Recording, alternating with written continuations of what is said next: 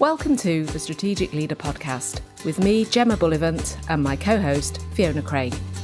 This podcast is for HR professionals and people-focused leaders from any function who want to think, act, and feel naturally more strategic. Enjoy the show.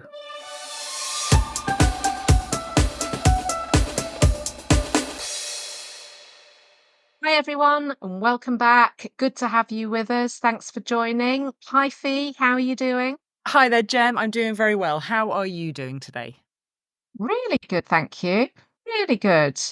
I've had a good week, busy, as always. As always, I'm glad to hear it. What are we talking about today? We are following the theme from the last episode on imposter syndrome. We're going to be talking about the inner critic, taming our inner critic, and thinking about what that inner critic is there to do, how it might be helping us, but how it's more likely to be hindering us, and thinking about ways to actually ensure that it helps us more than it hinders us. Yes, that's an interesting one, isn't it? Because I would say that most of us would acknowledge we have some degree of inner critic. It's an expression we use quite a lot. It's very linked with imposter syndrome. I think that there's a voice telling us that we've done something wrong or that we're not good enough.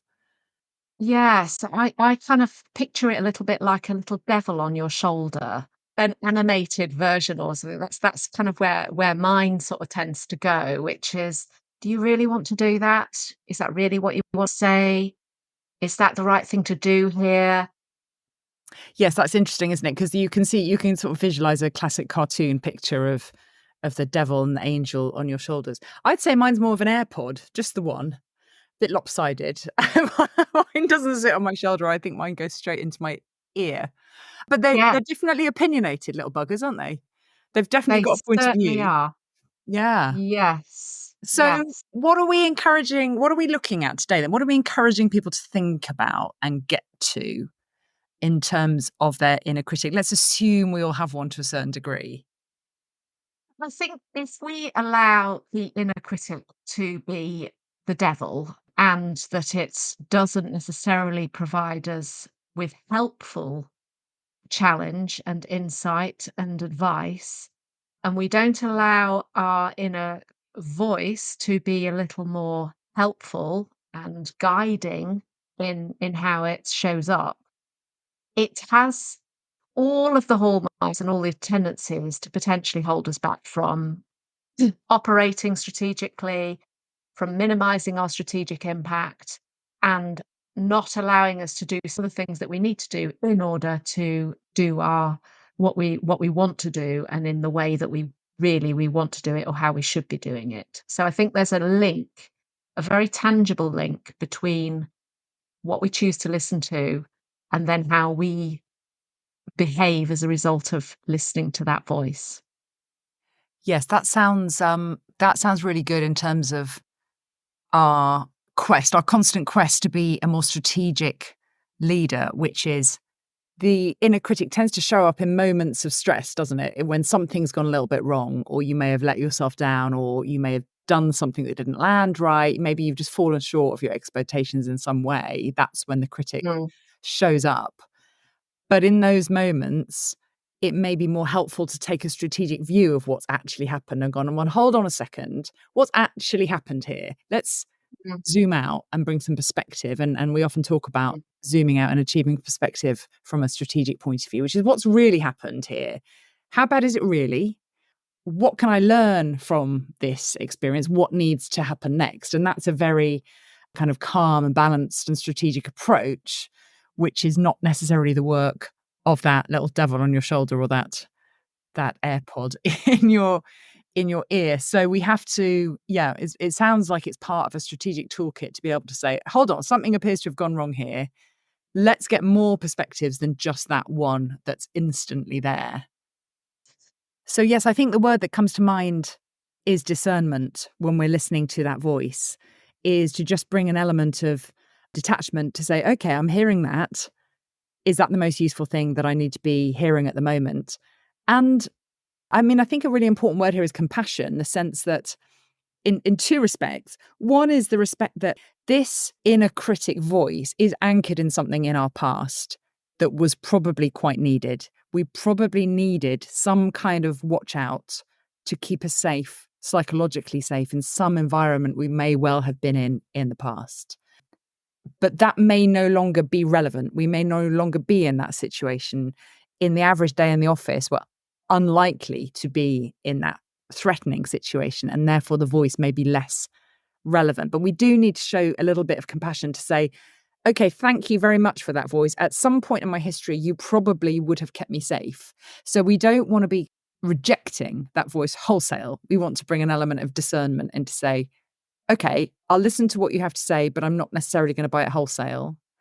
And then self-compassion, I guess, towards ourselves, which is, well, what might be a kinder way of looking at this situation or looking at this set of circumstances that's just happened? What Mm. might be a way that is more forgiving and that helps me move forward? Because we do need to learn from whatever it is that might have gone wrong, that might have triggered these feelings. So there's this sense of discernment about, I will listen to it, but I'm not necessarily going to buy it wholesale. And there may be other perspectives that I need to bring in here.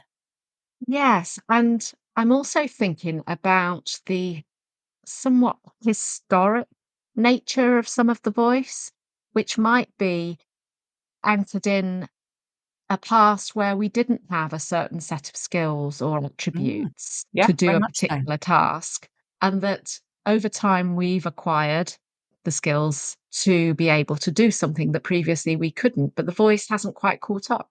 The voice is still anchored back in at a time when we didn't have the right kind of wherewithal to do a particular task. So is that voice actually taking us back to a time that is no longer relevant to us because we can now do this type of activity? We are now in a position of a more senior role where we are expected to operate in a slightly different way to how we were expected to operate in the past, but the voice is still stuck in the past. It's still stuck in a sort of a blueprint of who we were then, as opposed to keeping up with how we're developing now. Yes, absolutely. It's and that voice kind of lives in our ancient brain, the one that's very, very reactive, very fast, potentially quite crude. It doesn't give us many options. But that's kind of the hard wiring of our brain, and then we apply our executive function on top of that, which is, hold on a second, I'm not actually at threat here. I can bring some of my skills, as you say, some of my learnings, some of my judgment into play in the moments after. They're not quite as fast. They don't come through quite as fast. The voice comes through immediately. But we have got other things that we can apply and add to the mix if we so choose. So, Mm. shall we have a look at some of the nuances of this critical voice? And what we've said that we do need some kind of mechanism for, well, self-criticism or a kind of evaluation when perhaps we have fallen a bit short of our expectations. We do need some methodology for checking in and saying, hold on a second, that wasn't quite optimal, whatever just happened Mm. then. Well, yes, and I think it comes back to the way in which we choose to interpret that information. So you used a great word earlier, which was discernment. And this is the almost taking a bit of a pause, hearing what's being said by that inner voice and saying, okay, that's interesting. I might approach that with curiosity rather than with defensiveness. I might approach that voice with a perspective that I need to actually consider it before I choose to believe it, or even before I choose to absorb it as an identifying label or attribute for myself. And instead, I just want to hear what it's got to say and think about whether I agree with it or not. So should we think of an example then? I mean, the example that comes to my mind, I don't know what it says about me. The example that comes to mind of when something like this might show up is, for example, you're in a meeting with a bunch of senior people and you have just said something that doesn't land right. Yeah. Either you didn't explain yourself, or you've repeated yourself, or you've basically revealed that you weren't quite listening. And let's not forget, we've talked a lot about curiosity and the fact that it is okay to get stuff wrong and it's okay to ask questions. But sometimes, sometimes you may just genuinely get it wrong, and you'll say something and there's that tumbleweed moment, and a couple of people will look at you and you're kind of going, I can almost hear in my head someone's going, you total idiot, why did you bring that up? That's totally irrelevant to the conversation at hand. So and so doesn't like it. You were such an idiot. Why did you say that? Whatever that might have been. And then the critic is going, well, that's a really idiotic thing to have done. How senseless of you to say that. And it's sort of just giving you sort of negative vibes in your ear. We recognize the fact that voice may be uncontrollable, may sort of kick in. But then what else might we need to bring in that situation? Well, one thing that I find really helpful, and I've got a bit of a coaching tool for this, which is a downloadable that you can access in the show notes, but I call it the inner team or the inner boardroom. I was introduced to this idea in my coaching training. It's not mine, but I don't know where the attribute for it sits. So what you're doing is you're not ignoring that voice. You're not trying to ignore the voice, because the voice will just keep kind of niggling away at you. Mhm. It won't go away if you choose to ignore it. It will keep re-emerging. So I find it more powerful to say, oh, thank you. Thanks for Mhm. your opinion. I am actually now going to listen to some other perspectives on this situation, and I'm going to invite those perspectives. So if I've visualized your voice, I can never get away from this animated devil, but there are, I can see it as we're sitting here recording. I can almost see it on your shoulder. yes, I can't get away from this devil, but I have worked with coaching clients who have, I've asked them, so tell me what your critical voice looks like. Can you give it some sort of identity, some sort of image? Can you give it a name? It's like a kind of Mm, nosy neighbor who's always judging everything that goes on in the street. yeah. But actually, in that character of the nosy neighbor, it could, they can be highly irritating and problematic, but they could also be a little bit irrelevant. It could Yes. also be, well, what if we just chose to ignore the nosy neighbor? And we could choose to ignore it, and that could work for us. But where it doesn't work, where it keeps cropping back up again, which is what I tend to find does happen, is that for a little while you can ignore it, but it kind of reemerges. And that's why I quite like this idea of an inner boardroom, which is, let's pop a few different perspectives around a table. And let's remember that these are perspectives, they are opinions. And so, what we need to do is encourage these perspectives to also share some evidence, share something that is going to support what it is that they're saying. And if you can choose some people that are going to have some different perspectives to sit around the table, that then enables you to take a more balanced, a more qualified, a more measured approach to what it is that is being critiqued. Who might these other characters be that's sitting around the table? Well, there could be some supportive friends or supportive co-workers, Hmm. be people that you trust, that gives you some, honesty, but gives you it in more of a balanced way. We have, I think we can all think of a few critical friends Hmm. who we do trust will give us an honest perspective, but in a very compassionate way. Depends on the situation, of course, but if it relates to what happened in a particular meeting, for example, to use your earlier example, we could be looking at who else was in the room and what their perspective might be, especially if we think that they might have something that's a little different to your critical voice perspective.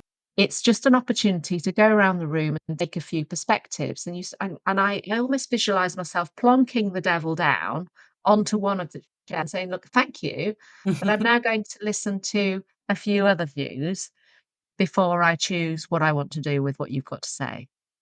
So in my case, I might have a supportive friend who's sitting there going, do you know what? It wasn't really that bad. Don't worry about it. It really wasn't that bad. I might have some kind of some kind of teacher, mentor type person going, Mm. okay, that was a bit suboptimal, but what have you learned from what just happened? And then I might go, oh, I might learn to, I don't know, think before I speak, perhaps, or I might learn to phrase the question more carefully before I say it, but still there's some value in me doing it. So I'm learning something. There might be some sort of challenger role going, what are you going how are you going to put this right? How, you could, let's assume you can put this right. How are you going to go about doing that? So there's kind of different perspectives Yeah. coming in other than There just that might be one voice, which was, you're an idiot. Yes, there might be somebody there that sort of says, "Well, usually you're very clear and articulate and eloquent, so I don't quite know what happened there. So, yeah, it was suboptimal, but it was a moment in time. It's not something that you do all of the time. I've seen you do this lots of times in a much better way." So there could be a different perspective that is Yeah. evidence-based as Well, I well. like that evidence one. It's almost like somebody with a clipboard going, well, how many people actually really noticed that? The evidence suggests only one person noticed it. So actually, the conversation was derailed for, let's count them, 3 seconds. I think we can probably cope with that. And yeah, and bringing some hard evidence in is a really nice way Mm. of thinking about it. So it's not only about balancing the view that is being put forward by your inner critic. It could be counterbalancing or counteracting some of it from an evidence perspective, but it's also adding a huge dollop of compassion Mhm. to the situation. And another approach that I quite like is to think about how you would approach this as the critical friend if it had happened or were happening to someone else, somebody that you care about. So a classic is if a friend came to you with this in this situation, what would you say to them? What would your guidance be to them? What would your advice be to them? Because that actually is another form of the inner critic. It's choosing it to be more of inner guidance than inner criticism. So I really like this idea of inner guidance. There's this idea, isn't there, that as well as a critic, we also have a kind of sage figure, which could be a wise friend, a critical friend. It could be some kind of mentor. It could just be our own inner wisdom. Like, actually, we Mm, know it wasn't that bad. We just kind of have to allow ourselves to have that thought. It could be, I've come across a lovely model where I think they call it the inner mentor or something, but some this kind of sage, wise, wisdomy perspective, which counterbalances this critic, is actually, this could be you in 20 years' time or even 5 years' time. What mm, would you say to yourself looking back? In 5 years' time, you're looking back on what just happened today. What would you say to yourself?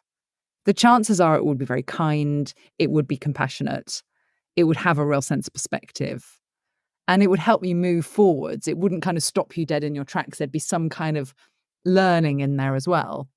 mm, So this wiser voice could come externally in the form of a critical friend, or it could just be a different version of you. But either way, we're kind of looking for sources of wisdom that can counterbalance that critical voice. absolutely. And often what happens when you think about the inner critic, it is critical, it is judgmental, it is focusing on the problems or the mistakes. But the inner guidance is also focusing more on solutions. It's focusing more on what we might want to do differently. It's focusing more on the fact that perhaps we are doing more than we did in the past, that we've developed, that we've grown, that we have these skills that we didn't used to have. And it is coming from a place of care and empathy. It's coming from a place of wanting you to be a better version of yourself than you currently are. Where the inner critic, for me, is trying to reduce you, the inner guide is trying to improve you. Oh, that's lovely, isn't it? Because the inner guide is pointing you towards the future to say, well, Mm, this is what perhaps needs to be tweaked in order to move forwards and grow and get better. But it could be starting from a point of, actually, you are great, but you can still be even better. Whereas a Mm. critic is like, that was bad. You kind of need to stop where you are, or be less than somehow. It's quite reductive, isn't it? Yes, absolutely. I've got my critical devil on one shoulder, but I've now also got a kind guide, kind but challenging, Yeah. but in a compassionate way on the other shoulder. So at least I have got some balance to some of those voices that we inevitably hear. Now, you mentioned this approach, this way to kind of tackle this in the moment. Do you want to tell me a little bit more about that? Yeah, this is from a book called Saboteurs. And it is a methodology that is I mean, and there's lots to it, but at its core, it's really simple. It involves noticing, firstly, so 3 steps. Firstly, notice when your inner critic, in this book, they call it the judge, as one of many saboteurs we have, but the big one is the judge. And that's like your devil on your shoulder. So the first step is simply notice when the judge is at work and go, that's my judge talking. So that's all you need to do is notice it. Often we don't notice that judge has been at work until after the event. But that's okay. It's just the act and the practice and the discipline of noticing, that's my inner critic voice. That's just a voice. The second thing is to recognize that we have a choice here. That actually it's just one perspective. That's just one voice. There are others. And often things like just physiological things like taking a deep breath. If you can do this in the moment, you can take a deep breath and reset. You can kind of bring your shoulders down. You can bring some relaxation into the body, some space into the brain, and go, let's just have a little kind of neutral, like shifting into neutral. That's step 2. And then the third thing is, okay, what does my inner sage, that's where this language of the sage comes from. What does my inner sage have to say about this? I'd like to hear that perspective. And then tapping into that sage. What do I need to get curious about? What do I need to learn? What do I need to be compassionate about? So those 3 steps. The first thing is noticing that it's the judge at work. Oh, there's the judge. The second step is just shifting into neutral. Take a deep breath. And they use this expression called self-command, which is just, in a way, forcing your brain. And initially, it does require a bit of force to go, I'm going to physically, or I guess mentally, shift my brain from that way of thinking to a different way of thinking. What if it were not the only perspective? And that can sometimes be a real mental effort to shift. And then the third thing is, okay, what would my sage, now that I've managed to shift my perspective, what would my sage have to say here? And then that just allows, it just kind of opens possibility that there are other voices. I guess that's where you might have your inner board of directors, which is what are the other perspectives that I could bring to bear here. But just those 3 steps is I find quite a helpful little model with that neutral one in Yeah, the middle. I love that. Really like the neutral step. And I think that can apply to so many situations, can't it? Because that is where you shift from acting on autopilot, Yes. behaving on autopilot, to behaving intentionally. And in order to behave intentionally, we do need to engage that shift into neutral first. That's that pause, that take a beat. I've just been watching Blue Lights, so everything's about taking a beat at the Taking moment, a don't beat. take a beat, take a breath, just think about what's happening just for a moment. And I think we've talked about this before. If we haven't, we'll talk about it again. The difference between react and respond. Yes. React is instantaneous. Respond has had that little breath in the middle to enable us to respond in the way that we want to respond in that moment. And that is a really strategic skill, isn't it? To be able to just separate my response. How am I going to show up? What am I going to say next? What needs to happen next from, okay, what's just happened? And Mm, as a leadership skill, I think that's absolutely phenomenal because we've all been in situations where somebody has just flown off the handle, or someone's thrown a strop, or someone's just mentally shut down and removed themselves from the conversation because it's too triggering, it's too difficult. And it's ever so childish. It's the child taking over. It's the devil. It's the saboteur taking over. And Mm. to be able to go, hold on a second, this is, I definitely don't want this. I definitely don't like this. But I'm just going to pause and say, okay, how would a professional behave in this moment? And that's how I'm going to behave, is a really, really strong leadership skill to gain. Fantastic. Based on this conversation, I'm going to make sure that when that little devil shows up on my shoulder, I'm going to take a breath and make sure that I've also got the sage on the other shoulder. Well, Jem, what's Then- very funny about that, and obviously we can't see you, but listeners will find this amusing, is that I'm looking at Jem, and literally on the other shoulder, behind her, she has got a little Buddha sitting on a shelf. So I can literally see your wisdom sitting on your shoulder. There it is. There it is. My little So your Buddha. devil actually doesn't exist. You have a Buddha sitting on your opposite shoulder. So, you can think of that. There we are. And maybe that visual will help me connect with that idea. Who knows? Hopefully, some of this has maybe sparked some thinking in terms of how your inner critic shows up. What does it look like? What does it sound like? What's its impact on you?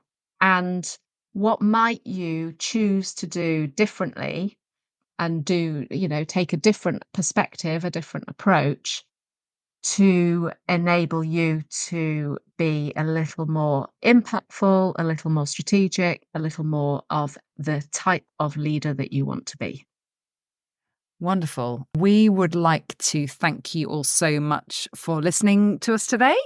And we'd love to hear your feedback on this episode or indeed any of the other episodes. So do get in touch with us via LinkedIn. And also you can share your thoughts on any questions that you'd like us to tackle in future episodes. We'd be really interested to hear that. Much of the content we come out with is based on what we hear from our coachees, but it would also be great to have some questions and feedback from you. So do get in touch. We would love to hear from you. Thanks very much. Thanks for the fabulous conversation, Fee. Thank you very much, Jem. See you next time.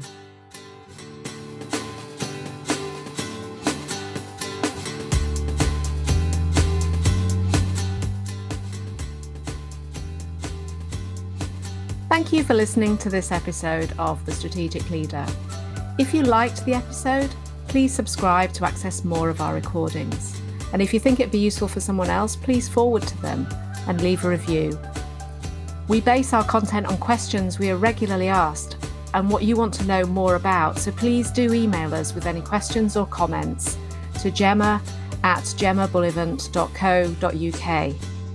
And remember, you're already being more strategic than you realise.